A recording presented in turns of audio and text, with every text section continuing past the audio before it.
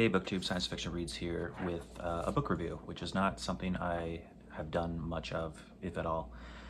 But this book struck a chord with me, I guess. It was a imperfect but wild ride. But before we talk about Colin Wilson's The Space Vampires, we have to talk about an earlier story written decades before by M.R. Jones in 1904. But before we talk about that, we have to talk about a Swedish historical figure by the name of Magnus Gabriel de la Garde, or Gardy maybe. Born 1622, died 1686. He was a Swedish politician, statesman, military man. But the reason he's important today for us is in Sweden on Kalanso Island on Lake Vänern in Västergötland, which is where our two future stories take place. This is where Magnus Gabriel de la Garde continued building his family's estate that was started like 100 years earlier. And this building features prominently, as does Magnus himself, in these two stories we're going to talk about. He was a regular dude. He's fictionalized in these two stories. But he was just a guy who, completed this mansion slash castle in Sweden on this island. And M.R. Jones in 1904 wrote a story about it. And it features prominently in the next book, or the story we're going to talk about, which is Colin Wilson's The Space Vampires. So the story from 1904 is called Count Magnus. The title character is the Magnus from history, and that's about where all similarities end. Anyways, this is just a short story where the narrator has inherited these papers. I guess the narrator could possibly be M.R. Jones himself. I didn't look into that. But the narrator has inherited these papers from a building that he's inherited. And they're from decades before, written by a Mr. Raxwell. Yeah, Raxall. Raxall was like a professor or something decades before, in the 1800s. And he decides to travel to Sweden to write kind of like a travelogue kind of thing, which he's done in the past in other areas. But in kind of the early mid-1800s,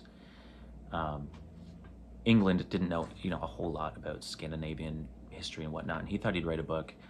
So he goes to Sweden and he's traveling, and he comes to learn about the de la Garde family, like long history, descendants still alive today in this castle on this island, and they have lots of historical records. So he figures, I'm going to go talk to them. So he makes it there, gets permission to visit them, and he stays for a few days on the island. And there's like an inn on the island. There's a little church. He starts talking to the de la Gardes, and they give him access to the building. And he's really struck by this portrait of Count Magnus, who lived, a couple centuries before him. And it turns out Count Magnus himself built kind of a mausoleum off of the church on the other side of the island. And Raxwell eventually wants to visit this too.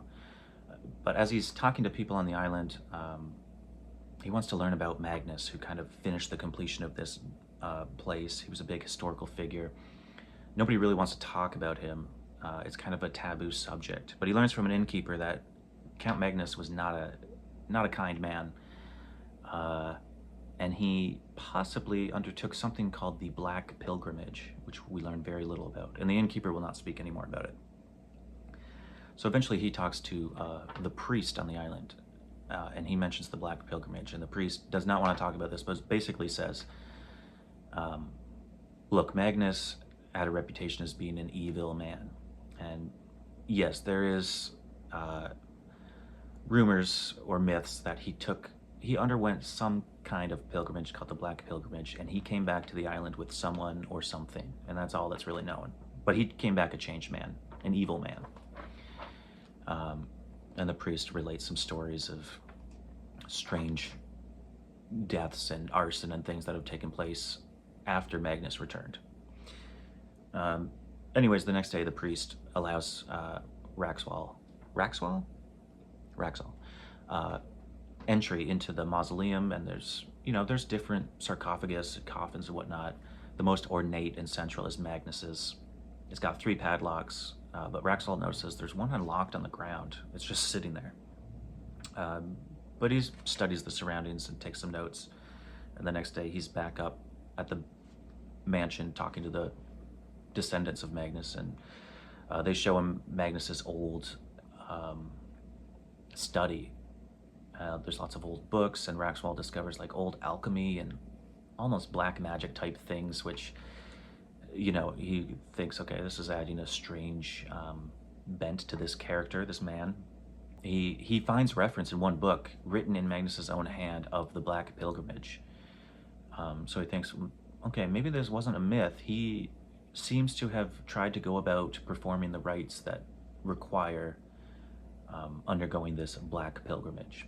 The next day, he kind of wakes up midday outside of the mausoleum, just kind of comes to consciousness standing there and realizes he's been chanting for several minutes, Magnus, are you there? Magnus, are you awake? Are you asleep? And he realizes, I think I've been a little zoned out at various times the last couple days. So that's a little concerning. He goes inside the mausoleum again and realizes, oh, I was mistaken last time I was here. There's 2 unlocked padlocks. There's only 1 locked up. Strange. He finishes up a few days later, taking more notes, visiting the family again. It's time to go home, and he thinks, well, I'm not going to leave without saying goodbye to Magnus one more time. I'm going to go, look at him. I've become so interested in this man. I'm going to go study, or go say goodbye. He goes into the mausoleum, and he's standing there just kind of staring at the carvings on this sarcophagus, deep in contemplation, and there's a bump on his foot. And he looks down. It's the 3rd padlock. It has just come unlocked. So he backs away in fear, and he sees the sarcophagus, the lid is lifting, and he runs out of there in fear. Catches his ferry or whatever, and he's out of there, and belatedly realizes, I never locked the mausoleum behind me. But whatever, I am out of here. On his travels back home, back to England, and keep in mind, there's a narrator telling us about these stories because he found these written notes by Raxwell.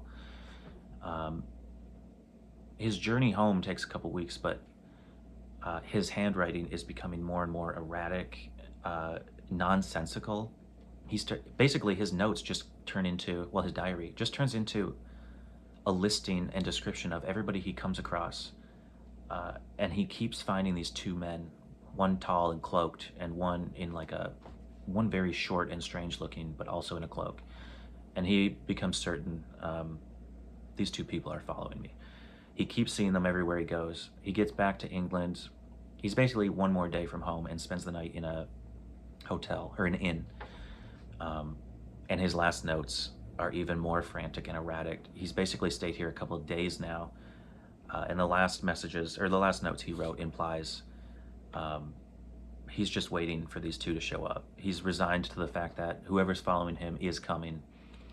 And he's pretty sure it's Magnus. There's 2 people described, so probably Magnus and whoever came back with him, or whatever, on the Black Pilgrimage. And the final thing the narrator says is that Raxwell was found a couple days later in his room, dead, in an indescribable state. Witnesses all fainted. The narrator, it turns out, is from almost 100 years in the future and inherited this old building, found the notes, tore the building down, and that's the story. That's it. It was pretty good. I had to read it when I decided I was going to do a review of Colin Wilson's The Space Vampires.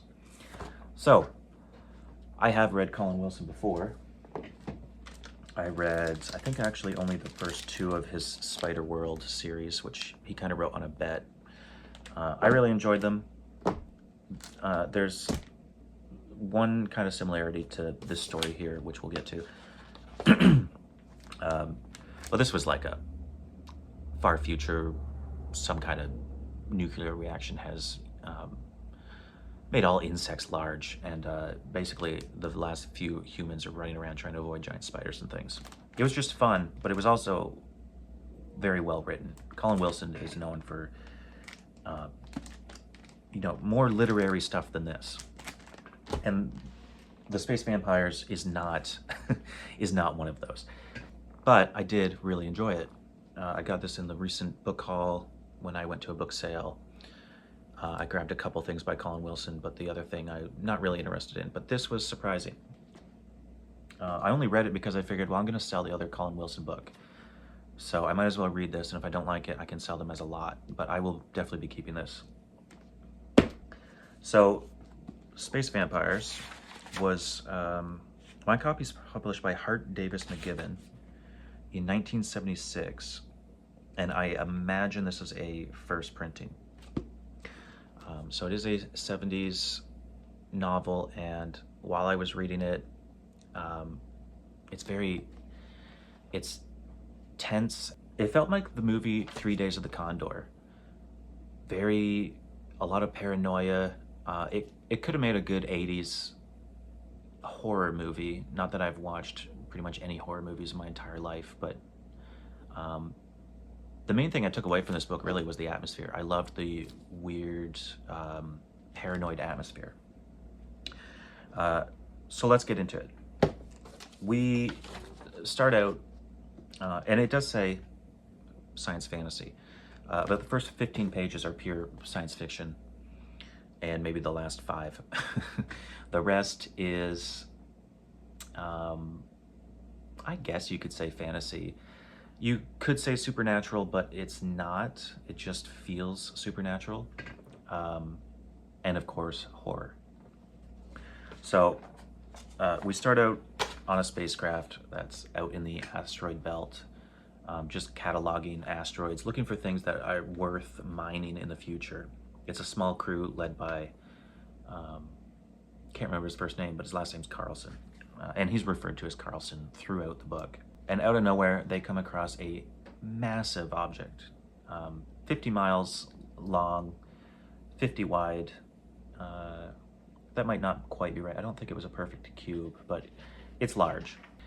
And so, of course, they're redirected to look at it. And as they get closer, it's no asteroid. It's an ancient-looking, falling apart derelict. So, of course, they radio back to Earth. What do we do? Go explore it. They find one tear in it and decide to enter. Carlsen and I think only 3 others. And right away you're suspicious because they go through pretty much the only rip that they can find in the hull, and they instantly come across, well, first there's a couple dark chambers and stuff, but there's a hole in one chamber with light coming through it. They go through that hole, and there are these transparent cubes lined up with nothing in them really but a bed and a couple other pieces of furniture, and in each of the beds are a naked human, seemingly just lying there dead. And the transparent cubes, it's some kind of metal or strange material they've never come across, but they find a way to, well, actually they fail to cut into it until Carlsen realizes, because he's wishing, he's like, oh, we don't have a lot of time, I wish we could break into one of these things and see if is this a human being? Are they dead? Are they in suspended animation? And just his desire unlocks the chamber. And so he thinks, did I do that with my mind? And he looks over here and he thinks about opening this door next to the rip that they came through, and the door opens. Certainly different mechanisms in this place are activated by the mind. So they opened these chambers, which were vacuum sealed. So the people inside, they're dead. And they take 3 with them back onto the ship. And Carlsen has misgivings about this whole thing. He thinks this is all being rushed. And I was glad he voiced those concerns internally, although he did message back to Earth and voice his concerns, because I thought, this is absurd. This is happening way too fast. We're 15 pages in. They find people in a derelict. They're going to bring them home. That's insane. But Carlsen voices these concerns, so I was okay with that. Feels fine. The next chapter, it's months later. We're back on Earth at this kind of world government space research place. The 3 bodies are being inspected. And in this world, there is some kind of device that can be administered on a body that is just passed to detect their lambda field. The lambda field detectors basically have determined there is some kind of human soul or essence, and it's used to determine whether or not somebody's dead. And these bodies are holding just the slightest bit of charge, and so the humans are like, okay, these people are not dead. And there's a lot of mystery about these people. Are they, did man evolve on Earth, or are we descendants of these people, and these, for whatever reason, these ones did not make it to Earth or something? Or this derelict kind of popped out of nowhere. Is it a plant, and is there something sinister going on? And we learn at this time, it's only 3 months later, another expedition has been sent out to this thing. And roughly around this time, they found a new rip in the hull, and they go inside, and again, suspiciously, as soon as they get inside, oh, it's the bridge. They found the bridge, and they found old documents that show old aerial maps of Earth and stuff, specifically Greece, as it would have looked 1,000 years in the past. So that's suspicious. Very much like the Perry Rice or Perry Reese map, which is referred to also, which is a real document that is suspicious in that it shows the coastlines and stuff of Antarctica when they would have been buried under ice. So, how would man know? I remember reading up on the Perry Reese map when I was younger.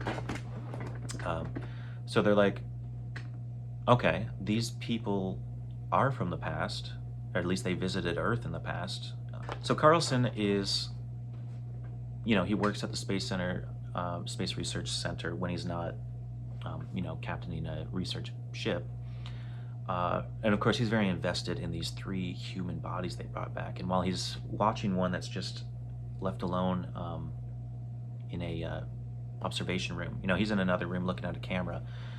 And this young kid reporter who came in and asked permission to kind of see them and write a little report for a newspaper, he's visiting, and Carlsen is just watching this kid kind of examine the bodies. But 2 of these bodies were female. They're, of course, it's the 70s when this was written. These are 10 out of 10 naked babes lying in this lab room, and this kid looks like, he's starting to feel her up, and Carlsen's like, what the fuck? And suddenly the girl just sits up, like a true vampire, latches onto his face, and the kid just collapses on the ground. So Carlsen runs into that room, sees the kid. He hasn't been drained of blood. These are not regular vampires. But the face it looks like an elderly man. Like his life force has been sucked out of him. And this woman just walks up to him, and he feels immobilized. He can't move. He can feel her instantly in his head. She's seducing him with her mind, and he's aware of it. How it works is when these things seduce somebody, they're basically reading your mind, but you can also read theirs. And Carlsen is very aware that he's on the precipice of being destroyed. He just has to give this woman kind of, verbal, through his mind, verbal consent for her to basically give him all the pleasures and ecstasies he could never obtain on his own. She's basically promising this if he will just allow her in his mind. So it's very much like vampires of yore. They can't enter your house without permission. And he's strong enough at the last moment to kind of shut it down. And he's kind of standing there in a daze, but she still asks in his mind, give me your passkey. And he just hands it to her. He has no control. And she takes it and she runs out of the building. Thus begins basically the rest of the book. Carlsen, who teams up with a German scientist and doctor who's kind of pioneered the whole lambda field tech. He and Carlsen basically go on an international search for these 3 missing alien entities. Are they aliens? Are they advanced humans? What are they? The other 2 bodies, when this woman escaped, the 2 bodies just kind of died. But our characters later discover, okay, their consciousness just fleed. They left. We still have 3 vampires basically at large. So Fallada the scientist is he's pioneered this lambda tech, but he's also kind of discovered through his technology that there's a kind of energy vampirism in most living creatures. Um, somebody with a lot of charisma, or somebody with a lot of depression who kind of drains everybody else's energy in the room, kind of thing. And this is where you really gotta suspend your disbelief. These are types of energy vampirism. Basically, humans are exchanging energy in a type of vampirism constantly. It's just a natural thing, and animals have it too. And so, teaming up with Fallada, they realize these alien entities are a type of vampiric creature, really. It's not so much that they're evil, it's just for them to survive, they need other creatures' life essence or energy. And they can inhabit another creature symbiotically without, killing them. But the connection that this original woman made with Carlsen, where she almost took him over, kind of leaves him in contact with her. She periodically jumps back into his head, and he can kind of get an idea of what her motives are. And he can see what she sees, just like she can see what she sees. So while these two are kind of traveling around Europe trying to catch her, Carlsen slowly is learning more and more about these vampire creatures and their motives, but also more and more becoming seduced by her, even across large distances. The two of them first go to the UK Prime Minister, who of course is very concerned, but doesn't take them as seriously as they wish, and basically says, if you can find proof, we will take this seriously. But until then, we're still going to explore the derelict, we're still going to bring stuff back, because you haven't proved anything yet. And how they trail this entity is a lot of mysterious deaths, because these creatures first are just trying to regain energy after being apparently in hibernation or something. We don't fully know. So they drain a couple people dry. The cool thing that they do, though, is they'll seduce various people. Because they can get in your head, press your pleasure centers, give you the most insane, orgasms or sensory impressions, until you're basically a willing slave. And so they'll kind of manipulate these people to, go seduce other people and make it easier for me to also inhabit them. And so various people across Europe become kind of like energy relays. These vampires can tap into these people, suck their energy, who in turn are sucking energy from other humans. So these things are gaining power and influence as they inhabit potentially other important people in Europe and in government. There's still only 3 of them that we know of. And this is where the M.R. Jones story pops up. Fallada the scientist recalls an old Swedish scientist that was the first to kind of discover the vampire energy thing and the lambda fields. And he had wrote a book about it many years before that Fallada had read and kind of sparked his interest. And they think, well, by now this scientist would be dead. He'd be almost 100 years old. But they travel to Sweden and they find him living on the island that Magnus Gabriel de la Garde built his mansion on, living in that mansion. And they become his guests. And this scientist is very youthful despite his age. And they find out, yeah, I've just been, evolving my research. He's got 3 sexy female students who are learning this energy transfer as well.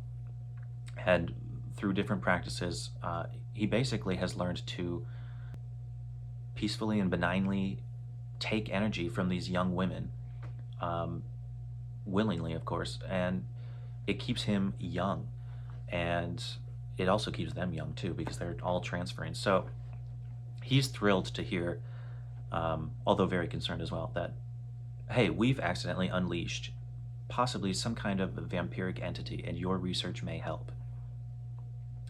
But while they're at the house, they learn about, the person who originally built it, which was Magnus from the 1600s.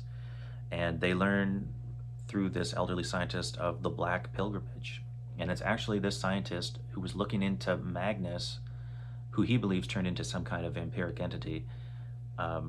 That's how this scientist learned about the transfer of energy and kind of mostly a benign vampirism.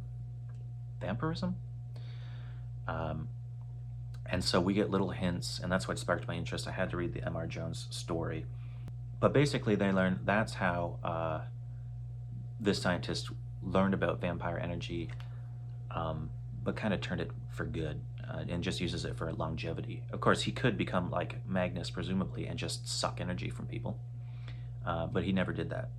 And while they're on that island, they do visit the mausoleum and the little church from the M.R. Jones story that's on that island. And Carlsen describes just when they're in the mausoleum looking at the sarcophagus of Magnus, deep feelings of oppression and overwhelming despair, which they also feel in the kind of lab and study of Magnus, which was also briefly looked at by the character in the M.R. Jones story. And it's through him that they learn more and more about vampirism. And while they're Carlsen has another episode where this vampiric entity, the original girl he met, kind of jumps into his head because she's trying to use him as a relay for his energy.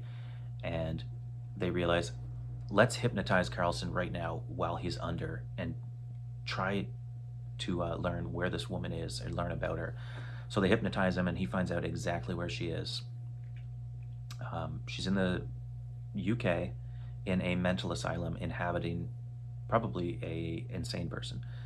So they travel there. They meet with their director.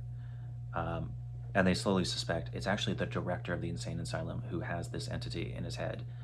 They take a bunch of tranquilizers. They drug him. Now this entity is stuck because you need as much, just like you need permission to enter, you kind of need permission to leave. And you need the person to be conscious because it would take the entity a lot of energy and willpower to leave an unconscious person. So while this guy is under, they question this entity. And basically, they're like, look, we'll just kill this guy if you don't tell us what you want, and you'll be dead too. So it starts telling them in a huge exposition dump about the entire history of its race. And we don't know if it's true or not. We still don't know if these are supernatural, if they're probably alien, but they're probably did not originate in human bodies. So there's a lot of suspicion, why did you plant this thing? The alien is trying to plead its case, saying, I originally killed that boy who was, probably about to sexually assault this body because it was a fear response. I had just woken up, I was being attacked, I sucked the life out of him before I knew what I was doing. And ever since then, they've just been hopping from body to body, kind of gaining energy and trying to get back in touch with their original race. And this is where this huge exposition dump comes, which is kind of disappointing because we're near the end of the book now, and it's all just being dumped in at once. The fun part is we don't really know if it's telling a lie or not. Okay, and so here's where I wasn't sure if I was going to keep explaining the story because we're right at the end now. We get a huge exposition dump and also, very disappointingly, a total deus ex machina, really. Maybe the worst I've ever read. So if you're intrigued by this, maybe stop now. Okay, so now that our characters have cornered this entity, they've got it trapped in this drugged director of this facility. They question it, and we get this massive info dump, and we don't know if we can believe it, right? It says, I'm part of like a fifth dimensional race. We came here long ago. We used to travel the galaxy, raising the consciousness of other creatures or just helping other races in trouble. We found Earth with primitive man. We spent, a few thousand years inhabiting their minds and raising them up to a more intelligent creature. And then we left with the intention of, coming back to check on a new race, hopefully in the future.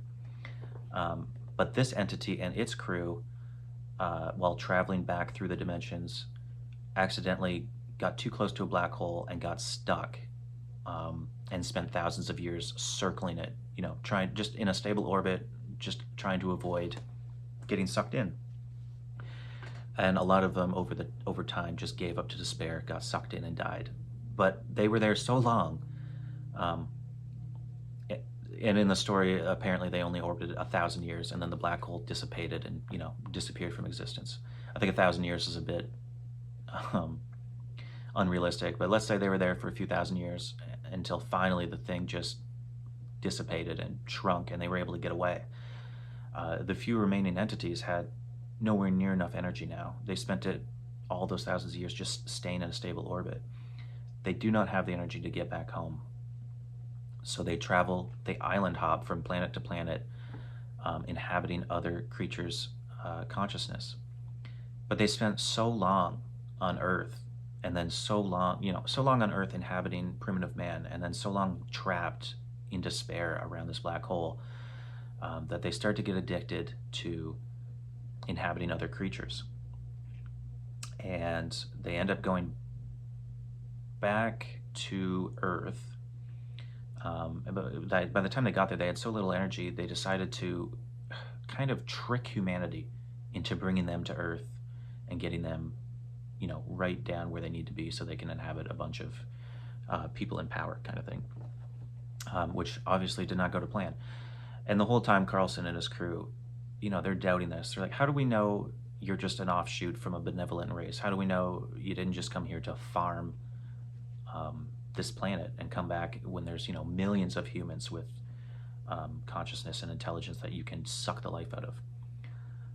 And then we get the probably worst Deus Ex Machina I have ever come across, and it's what disappointed me about the story the most.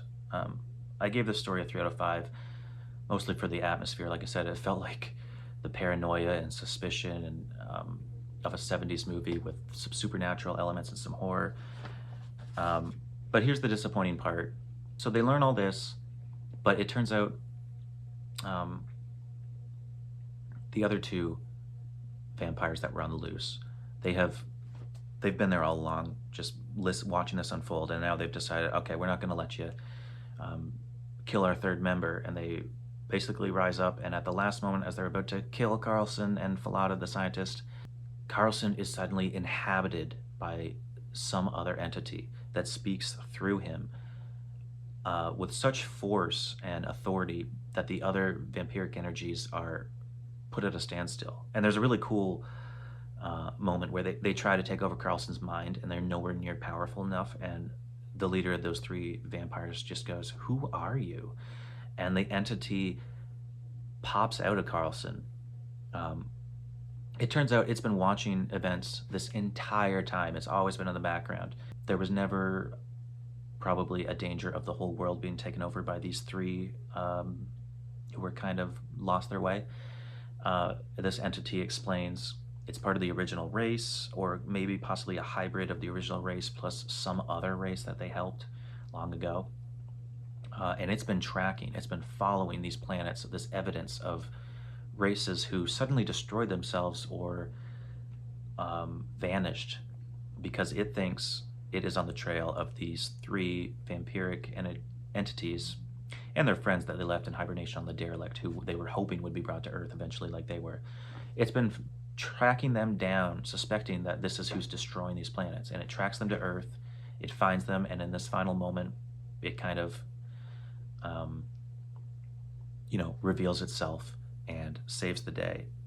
I do like, even though it's a total Deus Ex Machina, I like how it goes about solving this issue. It basically confirms, it asks them if they are responsible. And yes, they're like, we kind of lost our way, and this is how we became what we are now. We never had the energy to get back, to our own dimension, so this is what we became. This powerful entity gives all 3 of them the energy that they require to return back home. But the energy also unlocks their higher levels of consciousness that they haven't had access to, because they need to be in the 5th dimension to use it, and they haven't had the energy to get there. So it kind of unlocks their top tier consciousness, and they become appalled at their actions. and instantly suicide. All three of them pop out of existence. And the main entity, the massive entity from another star system that's kind of been watching in the background, basically confirms what they said was true. They were lost members of their race who weren't able to return home, lost their way, became these truly vampiric entities rather than the benign creatures that they started out as. And once having their higher consciousness unlocked and becoming them true selves, could never live with themselves with what they had done and suicided. And that's it. Carlsen, we give a bit of an afterword. He ends up like that Swedish scientist. He becomes incredibly long-lived. He's on his third wife because he's so long-lived. And I think he moves into the giant mansion on the island in Sweden, and eventually is buried in the mausoleum. And when a character from the future visits the mausoleum, rather than when Carlsen visited for the first time and felt that huge sense of oppression and despair, this character who's visiting feels peace and tranquility, which I guess implies that Carlsen kind of reached the opposite of Magnus, a different type of, I don't know, afterlife fulfillment or something. It's left to the reader to determine what that really means. But as you can see, this was a wild one that went in a lot of different directions, total genre blending, not the perfect story. There's no real character development, but this is normal for the 70s. The plot is at times absurd, but the characters taking it so seriously, and the atmosphere of dread and suspicion and paranoia just blended together to make a story that I could not put down, and that compelled me to read the M.R. Jones story, who was not an author I knew anything about, and to look up the real Magnus, who, as far as I can tell, and history can tell, had no vampiric moments in his past, no black pilgrimage. So this was really cool. I think I've really come at Colin Wilson from a weird angle. He's better known for stuff like The Mind Parasites and The Philosopher's Stone, which interestingly, just like the Spider books, and just like this, all involve characters like unlocking stuff in their mind or consciousness. So obviously this is a field that Wilson was really interested in. So this really took me by surprise. I really liked the idea of a totally different type of vampire, but it still needed permission to enter its host kind of thing. And there's, a little aside about that's probably how the myth of vampires started, needing permission. Basically, these vampires give you a hint or a taste of what they can do to your pleasure centers and things. And once you say, yeah, I want that, you are a willing slave of these things. So it was really cool. I don't know, this, stuff like in this was absurd, but really good. It's the writing and the ideas, really. Like I said in the opening, sometimes a plot is absurd, but like the atmosphere is just so compelling, and you want to be in there, even though it's a dreadful place to be. I will be reading more Colin Wilson. These are the only ones I have that I haven't read, other than I think the third Spider book I didn't read. But I'm not really interested in that right now. So probably my next Wilson will be one of these, which he's much better known for. A few people like the Outlaw Bookseller have in the past recommended him to me, especially once I read the Spider books. There was a few people, him included, who said, okay, you got to check out this stuff. So I certainly will be. If this sounds like you might be interested in it, check it out, because it's a total genre blending thing with, lots of cool ideas that were, like I said, were just in the background and not fully explored. Like the total cop-out ending hinted at so many cool things that I would have liked to see explored, but if he did explore those things, it would have been like lots of other books I've read, and it would not have been this weird, unique curio that I'm happy to add to my shelves. So I don't know, maybe I'll do the odd book review when a book really strikes me like this one did. Until then, thanks for watching. As always, see you in the next one.